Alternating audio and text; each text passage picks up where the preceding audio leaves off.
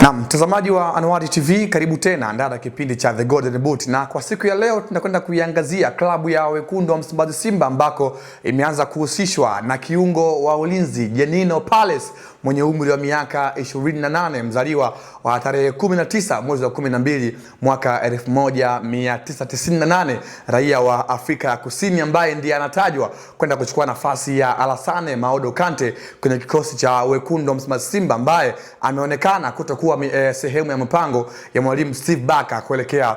msimu ujao. Djanino Palace ni miongoni mwa viungo wa ulinzi anayepita kwa kikosi cha Stellenbosch ya huko nchini Afrika ya Kusini, ambaye amekuwa na kiwango bora katika msimu huu akiwa na kikosi hiko, ambako amekuwa na kiwango bora, na the way ambavyo amekuwa anacheza ina confirm jinsi gani ambavyo mwalimu Steve Barker anaweza akaenda kufit kwenye mifumo yake ambayo amekuwa anaitumia kwa siku za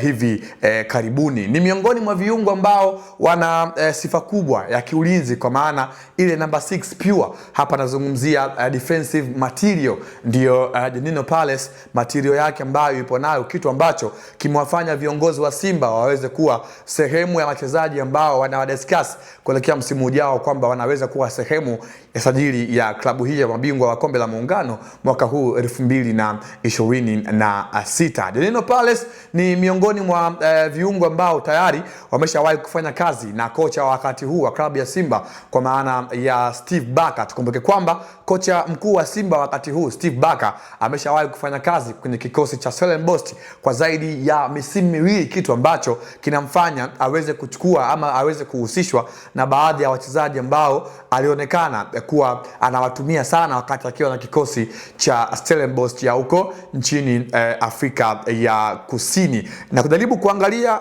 Djanino Palace ni miongoni mwa walinzi ambao katika upande wa fiziki umbile lake ni umbile ambalo linaweza likawa linampa balance katika upande wa kufanya kazi zake za kiulinzi katika eneo la midfield, kwa sababu ana urefu wa mita 1.83, kitu ambacho kitaifanya Simba iweze kuwa na ubora katika lile eneo la midfield, kwa kuwa na kiungo mlinzi ambaye hana hiyo sifa ya kuwa na umbile refu na zuri hata kwenye kuwin zile area balls ambazo zitakuwa zinapigwa katika lango lao na timu pinzani. Tukumbuke kwamba tangia ameondoka Fabrice Ruamba Ngoma msimu ujao kwenye kikosi cha wekundu wa Msimbazi Simba, ni kama vile wabelak huduma ya kiungo ambaye ana sifa nzuri katika upande wa kupasia, yani kiungo ambaye anaweza akafaa katika upande wa playmaker pale ambako timu ikiwa inakwenda kuanzisha transition, na Djanino Palace ni miongoni mwa viungo ambao wana hizo sifa. Mara kadhaa amekuwa akifanya huo ubora kwa namna ya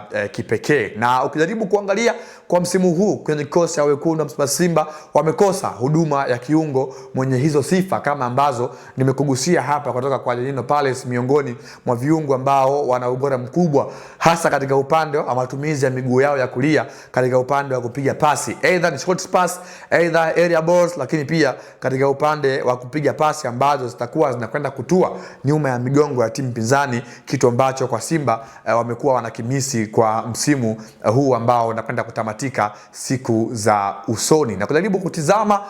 Djanino Palace katika upande wa kiuchezaji, ni mchezaji ambaye pia ameshawahi kujumuishwa kwenye kikosi cha timu ya taifa ya Afrika ya Kusini Bafana kwenye mashindano mbalimbali, ikiwemo kwenye mashindano ya CHAN, mashindano ambayo yalifanikiwa katika ardhi ya Afrika Mashariki, kwa maana Kenya, Uganda sambamba na Tanzania, mashindano ambayo yalifanya Afrika ya Kusini kuwa miongoni mwa timu ambayo ilipeleka wachezaji wengi ambao wasiokuwa na majina makubwa, lakini ubora wao ndio ambao ulikuwa unakwenda kudhihirika moja kwa moja. Kwa hiyo huyu ni mchezaji ambaye ni pendekezo la kocha kwa maana ya Steve Barker, kutokana na kile ambacho anakihitaji kwenye timu, kuwa na kiungo ambaye ni pure defense lakini ana sifa za kuwa pasa mzuri, kiungo ambaye anakaba lakini pia ana enjoy kucheza, kwa sababu ukiangalia kwenye kikosi cha Simba wana Yusuf Kagoma ambaye ni defensive passer, lakini kwenye upande wa kucheza amekuwa hana hiyo sifa. Muda mwingi atakuwa akuofi pale timu ambako itakuwa ina mpira, aidha timu ikiwa inataka kufanya ile transition, amekuwa hakupi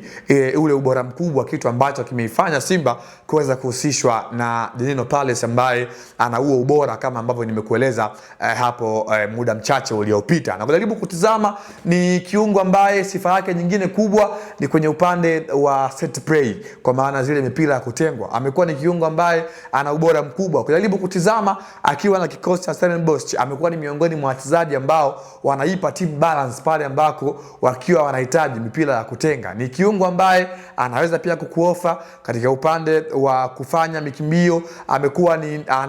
ana sifa ya ule box to box midfielder, jambo ambalo Simba limekuwa linawavutia kuweza kumhusisha kuelekea msimu ujao. Ukiangalia kwenye kikosi cha Simba kwa msimu huu katika upande wa viungo, walikuwa wana mtu kama vile Kagoma,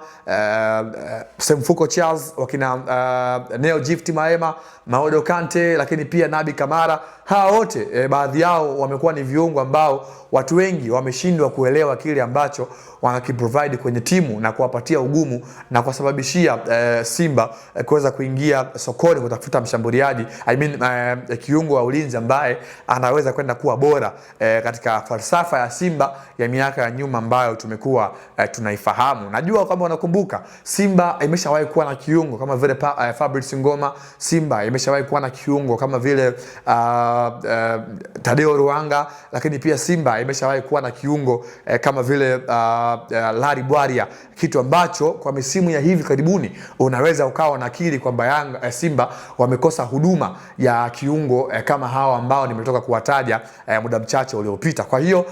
Jenin Palace ni miongoni mwa viungo wa ulinzi ambao wana sifa kufanania na hawa ambao nimetoka kuwataja hapa, wakina Larry Bwaria, wakina Tadeo Luanga, Fabrice Luamba Ngoma na wengine wengi ambao walipita Simba waliokuwa wana ubora mkubwa katika eneo hilo wakati mwa uwanja na kile ambacho walikuwa wanakitoa. Kwa hiyo Simba tayari wameanza kuhusishwa na kiungo huyu raia wa Afrika ya Kusini mwenye umri wa miaka 28, Jenin Palace kuelekea